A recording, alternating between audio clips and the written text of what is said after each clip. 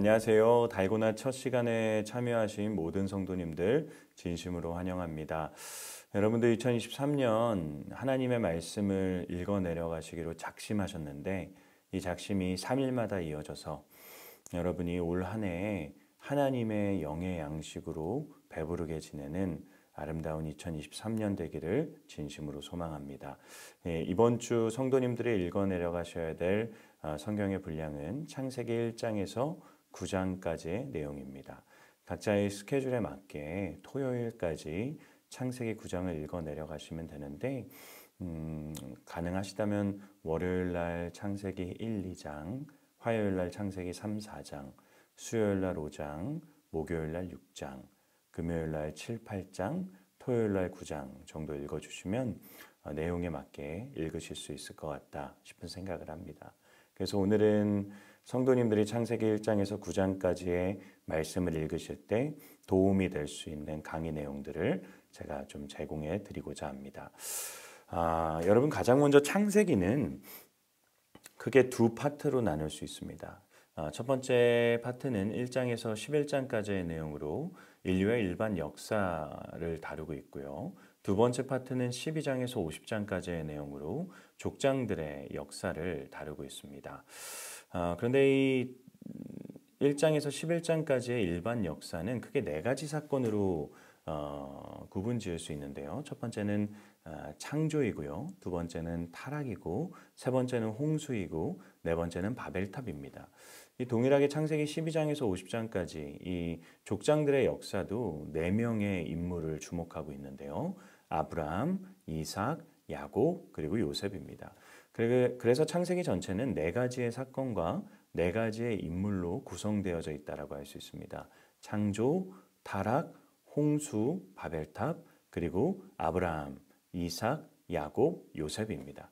그래서 이번 주 성도님들 읽어 내려가실 창세기 1장에서 9장까지의 내용에는 창조와 타락과 홍수의 내용이 포함되어져 있다라고 할 수 있습니다. 이걸 기억하시면서 우리 하나씩 한번 좀 살펴보면 좋을 것 같습니다. 창세기 1장과 2장에는 첫 번째 주제인 창조의 내용이 기록되어져 있습니다. 창세기 1장 1절 말씀은 하나님께서 태초에 천지를 창조하셨다라고 이야기하며 성경이 시작되고 있죠. 이것은 논증도 아니고요, 설득도 아니고 선포라고 할 수 있습니다. 성경은 그 첫 시작부터 하나님께서 이 모든 세상을 창조하신 창조주이심을 우리에게 선포하며 시작합니다. 하나님은 이것을 처음부터 우리에게 믿을 것을 요구하고 계신 것이죠. 왜냐하면 이 사실을 우리가 믿게 된다면 이 뒤에 나오는 성경의 모든 이야기를 믿지 못할 이유가 없기 때문이죠. 온 세상의 창조주가 하나님이십니다. 그래서 모든 세상의 주인이 하나님이십니다. 여러분 저희가 성경을 가장 먼저 읽어 내려갈 때 이 사실을 마음에 품고 또 읽어 내려갈 수 있어야 됩니다. 이처럼 성경은 첫 시작부터 이 천지의 창조주가 하나님이심을 우리에게 이야기하며 창세기 이어지는 2장의 말씀에까지 이 하나님께서 이 천지를 어떻게 창조하셨는지를 우리에게 말씀해 주고 계십니다. 하나님이 천지를 창조하실 때 그 세상의 모습은 어땠다라고 하나요? 2절을 보면 땅은 혼돈하고 공허하며 흑암이 깊음 위에 있었다라고 이야기합니다. 혼돈하다라고 하는 것은 질서가 없는 무질서한 상태였다라는 것이고요. 공허하다라는 것은 세상에는 아무런 의미가 없었다라는 것입니다. 캄캄하다라는 것은 빛이 없었다라는 것을 의미하는 거죠. 사실 하나님의 창조는요, 이 세 가지 혼돈과 공허와 흑암을 해결하는 행위였다라고 할 수 있습니다. 그래서 어떻게 하나님께서 이 세 가지의 문제를 해결해 나가시나요? 가장 첫째 날에 하나님께서는 빛을 창조하시죠. 빛이 있으라 말씀하시니 빛이 생겨났습니다. 빛이 생겨남으로 어두움이 빛과 구분될 수 있게 되었습니다. 빛과 어둠의 구분이 가능해진 거죠. 그럼으로써 하나님께서는 이 캄캄한 흑암의 문제를 해결하십니다. 둘째 날에 하나님이 어떻게 하시나요? 바닷 가운데 하늘을 내십니다. 그리고 물을 궁창 위의 물과 하늘 위의 물과 하늘 아래의 물로 구분하시죠. 셋째 날에는 어떻게 하십니까? 하늘 아래에 있던 물을 한 곳으로 모으십니다. 그 결과 땅이 드러나게 되는 거죠. 그래서 하늘과 땅을 하나님께서 구분하시고 땅과 바다를 구분하시는 거죠. 이 둘째 날과 셋째 날을 통해 하나님께서 하신 것은 무엇입니까? 혼돈, 즉 무질서했던 것을 질서 있게 바꾸시는 것이죠. 그리고 이어지는 셋째 날부터 여섯째 날까지 하나님께서는 이 공허의 문제를 해결하십니다. 땅은 존재했고 질서 있게 세상이 구분되었지만 그 속에 아무런 의미가 없었습니다. 그래서 하나님께서 의미를 채워 넣으시죠. 셋째 날에는 땅 위의 풀과 씨 맺는 채소, 열매 맺는 나무를 내시고요. 넷째 날에는 빛을 발하는 광명체들, 해와 달과 별을 만드시죠. 다섯째 날에는 하늘 위에 나는 새들과 바다에 사는 생물들을 창조하시고요. 여섯째 날에는 땅의 생명과 짐승을 종류대로 창조하십니다. 그래서 이 모든 하나님의 창조의 행위는 정말 아무런 의미가 없었던 이 공허했던 세상에 의미를 채워 넣으신 것이죠. 그래서 하나님은 이 혼돈과 공허와 흑암의 문제를 해결하신 것이죠. 그리고 난 후에 하나님이 마지막으로 창조하신 사람이 누구인가요? 바로 인간입니다. 하나님은 인간을 마지막에 창조하십니다. 인간의 창조는 다른 피조물들과의 창조는 조금 달랐어요. 크게 세 가지 부분에서 달랐는데요. 하나님은 이전까지 세상의 모든 것을 말씀으로 창조하십니다. 무로부터 유를 만들어내신 거죠. 그런데 인간은 유일하게 유로부터 하나님께서 창조하십니다. 뭘로 인간을 빚으셨다고 하나요? 흙으로 빚으셨다라고 이야기하죠. 원어로는 먼지입니다. 먼지로 인간을 빚으십니다. 왜 하나님이 이 흙으로 인간을 빚으신 걸까요? 그것은 두 번째, 세 번째 인간의 창조의 특별함을 생각해 보면 알 수 있습니다. 두 번째, 하나님께서는 인간의 코에 자신의 숨결을 넣으셔서 인간이 생명이 되게 하셨습니다. 영혼을 허락해 주셨다라는 거죠. 오직 인간만이 영혼을 부여받아 스스로 생각하고 스스로 판단할 수 있는 자유의지를 가진 존재가 되었습니다. 세 번째, 인간의 창조의 특별함은 인간이 하나님의 형상대로 창조되었다라고 하는 것이죠. 하나님의 형상, 신의 형상대로 창조되었다라고 하는 것은 당시 고대 사회에서는 바로 왕을 의미했습니다. 신의 대리인, 신의 형상은 왕이었기 때문이죠. 그래서 하나님이 자신의 형상대로 인간을 창조하셨다라고 하는 것은 하나님이 인간을 왕의 자신의 대리인으로서 통치하는 자로 창조하셨다라는 것을 의미하는 것이죠. 그래서 하나님이 인간을 창조하시고 난 후에 인간에게 내리신 명령이 무엇이었나요? 생육하고 번성하여 땅에 충만하고 땅을 정복하고 땅을 다스리라입니다. 이것은 신의 대리인, 하나님의 대리인인 이 땅을 다스리는 왕이 되라라고 하는 의미인 것이죠. 왜 하나님이 인간에게 영혼을 주시고 이런 귀한 왕으로서 통치하는 자로서 세우시는데 그를 흙으로 아무런 가치 없는 먼지로 창조하신 걸까요? 하나님은 인간이 이런 위대한 직분을 감당하고 대단한 일을 감당하지만 자신이 근원이 흙에서 온 것임을, 아무런 가치 없는 먼지와 같은 존재임을 기억하기를 원하셨기 때문입니다. 인간이 겸손하기를 원하셨어요. 그래서 하나님께서 인간에게 내리신 명령이 무엇인가요? 16절과 2장 16절과 17절을 보게 되면 하나님은 동산의 모든 나무의 열매를 먹어도 되지만 중앙에 있는 선악을 알게 하는 나무의 열매는 먹지 말라고 말씀하시죠. 그러면서 이것을 먹는 날에는 내가 정령 죽게 된다라고 말씀하십니다. 왜 하나님이 이 동산 중앙에 있는 나무의 열매를 먹지 말라고 명령하신 건가요? 그 이유는 하나님이 인간이 먼지임을, 인간이 하나님의 뜻에 따라 통치해야 되는 존재임을 기억하기를 원하셨기 때문입니다.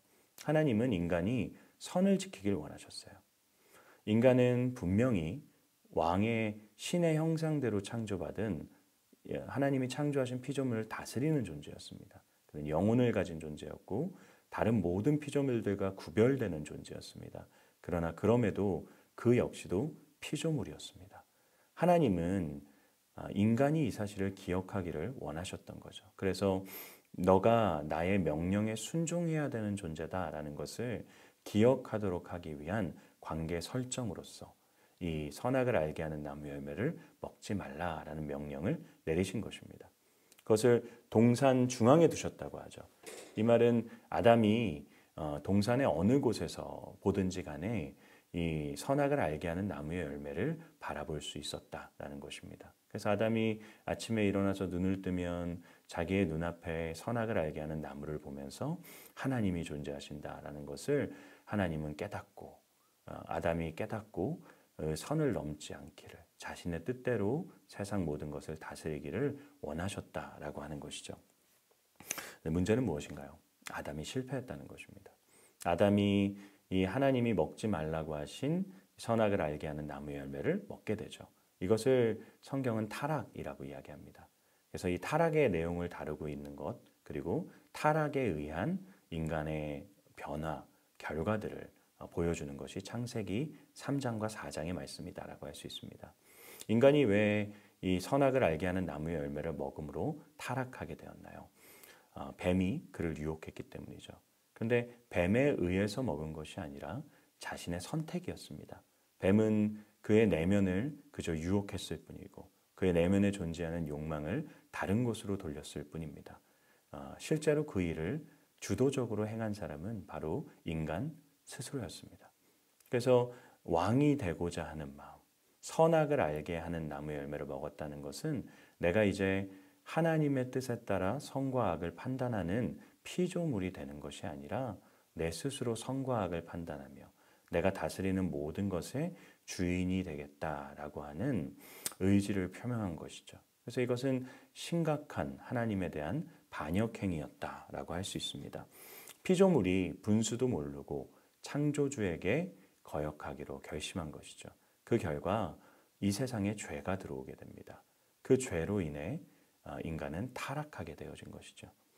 이 타락의 결과 인간에게 생긴 변화가 어떤 것입니까? 그 즉시 두 가지의 변화가 생기게 되는데요. 첫 번째는 아담과 하와가 서로 벌거벗었다는 것을 깨닫고 부끄러워 옷을 만들어 입게 됩니다. 여러분, 하나님은 아담과 하와를 결혼시키면서 뭐라고 말씀하시냐면 둘이 한 몸이 될지라 말씀하셨어요. 이것은 완전한 연합을 의미하는 것입니다. 그래서 둘이 한 몸이 되었기 때문에 이제 남자와 여자는 부부가 되었을 때 서로 숨겨야 될 것도 없고 서로 드러내지 못해야 될 것도 하나도 없는 존재가 되어지는 것이죠. 관계가 되어지는 것입니다. 그런데 죄로 인해 그들은 서로를 바라보며 부끄러워하게 됩니다. 벌거벗음을 가릴 수밖에 없는 관계가 되었다라는 것이죠. 이것은 완벽해야 될 부부의 관계가 깨어졌다라는 것을 우리에게 보여주는 것입니다. 또 한 가지 아담과 하와는 어떻게 하나요? 하나님을 피해 숨게 됩니다.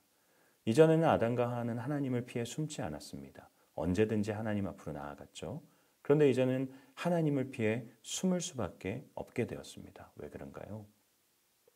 이제 하나님은 자신들에게 심판을 내리실, 타락한 죄를 지은 심판을 내리신 심판주가 되셨기 때문입니다. 죄를 짓고 난 후에 그래서 자신들을 심판하실 하나님을 두려워 피해 도망치는 관계가 될 수밖에 없었다라는 것이죠. 그래서 죄는요, 우리를 수치스럽게 하고요, 관계를 파괴하고 또한 끊임없이 하나님을 피해 도망치게 만듭니다. 이처럼 인간은 자신이 지은 죄로 인해서 하나님을 피해 도망치는 존재가 되어지게 되죠. 창세기 4장에서는 이 죄의 결과가 어떻게 이어지는지를 우리에게 보여줍니다. 두 가지 사건을 통해 보여주는데요. 첫 번째는 가인과 아벨의 이야기입니다. 가인이 아벨을 질투함으로 죽이게 되죠. 가인과 아벨은 어떤 사이였나요? 형제였습니다. 한 부모님을 둔 형제가 서로 반목하게 되고 죽이는 모습을 보여주는 것이죠. 가장 친밀해야 되는 부부의 관계가 깨어지고 형제의 관계도 깨어졌다라는 것을 보여주는 것입니다. 또한 뒤에 나오는 사람은 가인의 후손이었던 라멕이라는 사람입니다. 이 라멕은 한 가지 노래를 지어서 부르게 되는데 그 노래가 무엇이냐면 내가 상처를 받았기 때문에 사람을 죽였다라는 거죠. 그리고 내가 상함을 받았기 때문에 내가 어린 소년을 죽였다라고 하면서 스스로가 저지른 살인에 대해서 자신의 아내들에게 자랑하는 모습을 보이게 됩니다. 죄로 인해 인간의 모습이 점차 추악해지고 인간이 다른 인간의 피를 흘리는 일들이 빈번해지고 있다는 것을 우리에게 보여주는 것이죠. 그래서 결국 타락에 의한 결과는 관계의 파괴입니다. 관계를 끊임없이 무너뜨리고 사람이 사람을 죽이는 일까지 만들어내는 것이죠. 죄의 결과를 우리에게 보여주는 것입니다. 그런데 그 타락 가운데서도 하나님은 희망을 심어 놓으셨어요. 인간이 타락한 그 현장 가운데 하나님은 창세기 3장 15절 말씀을 통해서 너희를 유혹한 이 뱀의 머리를 짓밟은 여자의 후손이 태어나게 될 것이다 라고 하며 희망을 심겨 놓으셨습니다.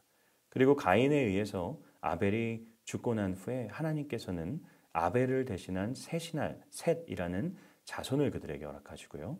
셋의 후손이었던 에노스의 때가 되었을 때 비로소 사람들이 하나님의 이름을 부르짖었다라고 이야기하고 있습니다.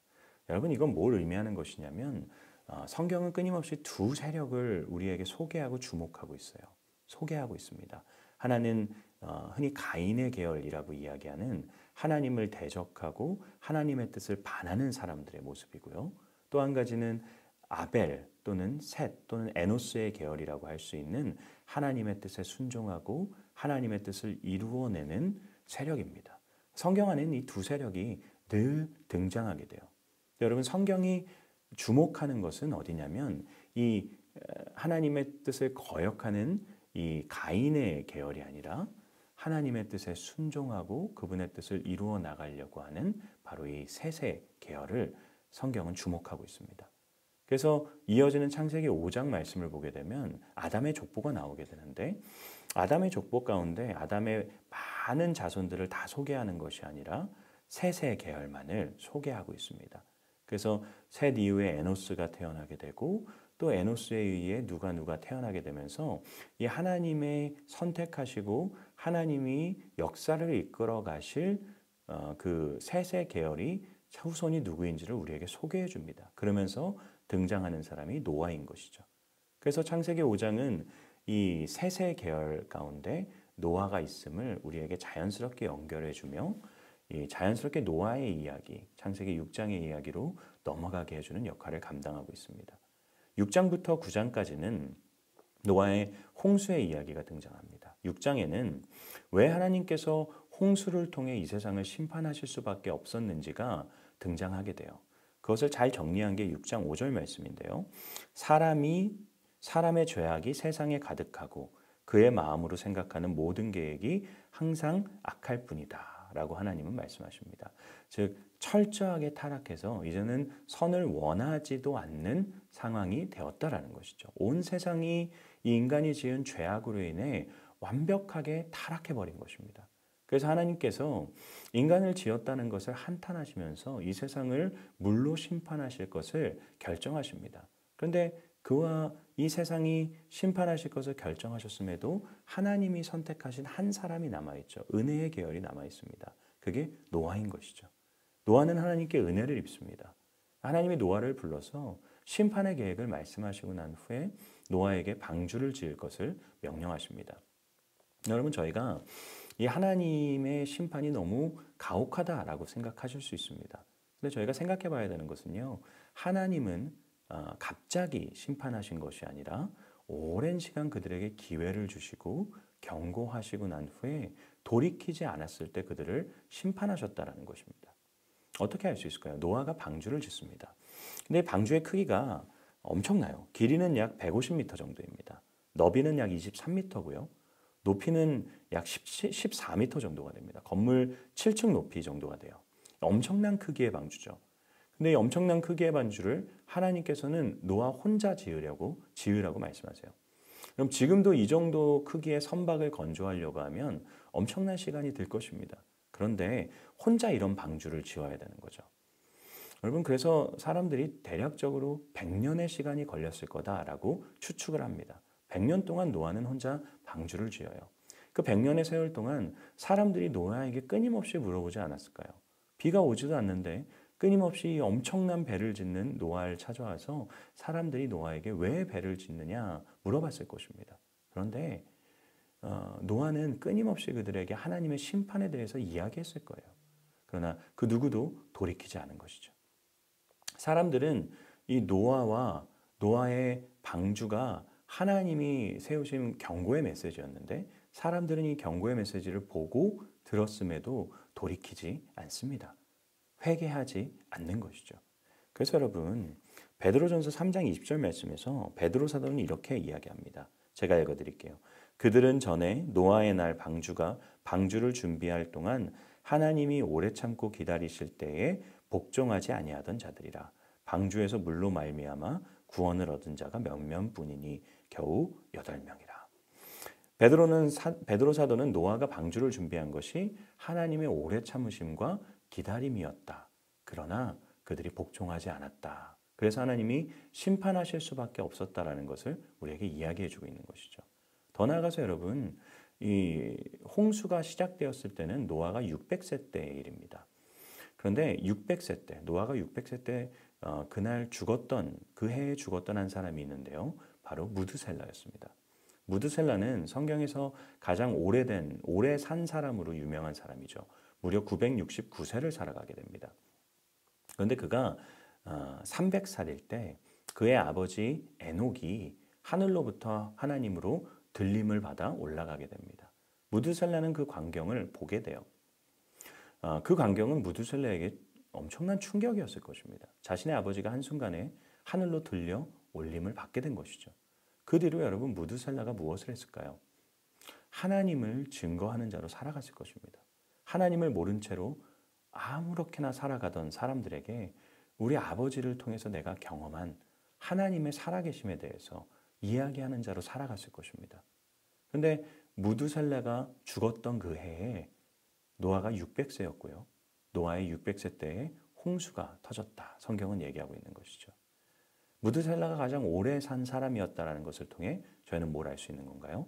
하나님이 무드셀라를 가장 오래 살아남게 하심으로써 그들에게 계속해서 오랫동안 경고의 메시지를 던지셨다는 것이죠. 그런데 누구도 돌이키지 않고 이 경고의 메시지를 받아들이지 않은 것입니다. 노아는 하나님의 명령대로 방주를 짓게 됩니다. 그리고 7장이 되었을 때 홍수가 내리게 돼요. 40일 동안 비가 내리고요. 150일 동안 땅 위에 물이 있으므로 노아와 그의 가족들을 제외한 세상 모든 것들이 심판을 받게 됩니다. 그리고 8장을 보게 되면 이 홍수가 끝난 후에 그들이 배에서 내려 육지를 밟는 과정을 소개하고 있고요. 그리고 배에서 그들이 내렸을 때 하나님께서 그들에게 다시는 내가 사람으로 말미암아 땅을 저주하거나 심판하지 않으실 것임을, 더 나아가 이 땅을 하나님께서 창조하신 대로 아름답게 운행해 나갈 것임을 약속해 주십니다. 그리고 9장에서는 하나님이 노아와 그의 아들들과 언약을 맺으시는 과정이 기록되어져 있어요. 이런 언약을 맺으십니다. 생육하고 번성하고 땅에 충만하라. 여러분, 이 언약을 누구와 하나님이 맺으셨나요? 아담과 맺으셨죠. 그래서 노아는요, 마치 제2의 아담과 같은 존재입니다. 세상이 처음 하나님이 보시기에 좋은 대로 창조되었을 때 하나님이 아담을 세움으로써 그에게 이 통치하고 다스리는, 자신의 뜻대로 통치하는 왕으로서의 역할을 감당하게 하셨으나 그들이 실패하게 되죠.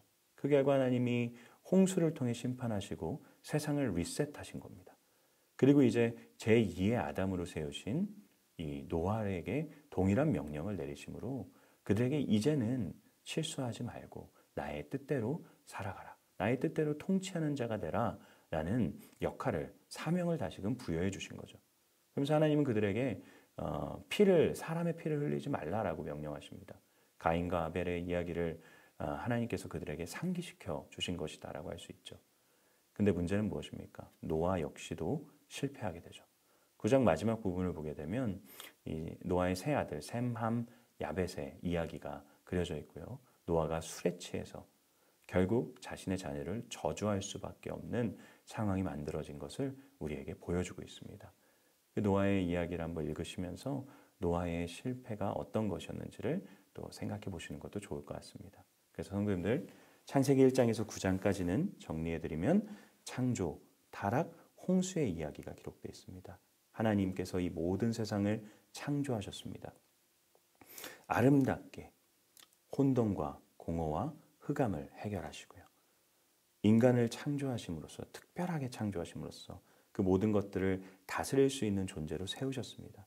그런데 인간이 자신의 뜻대로 다스리기를 원하셨던 하나님이 한 가지 관계를 그들과 설정하셨는데 인간이 그 관계를 어기게 되죠. 스스로 왕이 되고자 한 것으로 인해 타락이 생겨나게 됩니다. 그 결과 이 타락의 결과로 인해 완전해야 되는 부부의 관계가 깨어지고요. 완전해야 되는 하나님과의 관계도 깨어지고요.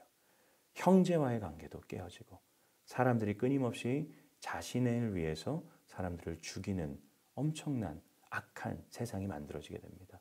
그 결과 하나님이 홍수를 통해 노아를 세상을 심판하실 수밖에 없었죠.